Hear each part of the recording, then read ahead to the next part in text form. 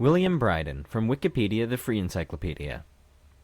William Brydon, born 10th of October 1811 and died March 20th, 1873, was an assistant surgeon in the British Army during the First Anglo-Afghan War, and is famous for being the only European survivor of an army of 16,500 men.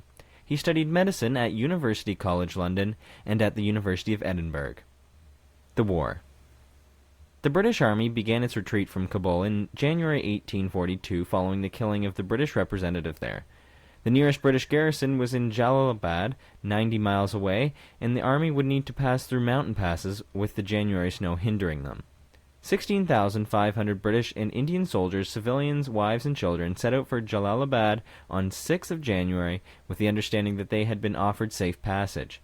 The Afghan soldiers, however, intercepted them and proceeded to massacre them during the next 7 days. A small group of prisoners were, however, taken to and returned to the British at a later date. Many of the Indian soldiers and camp followers captured were enslaved, and few probably found their way home again. On the 13th of January, Dr. Brydon rode alone up to the gates of Jalalabad. He became famous for being the only European survivor of the entire contingent to have escaped the Afghan guerrillas.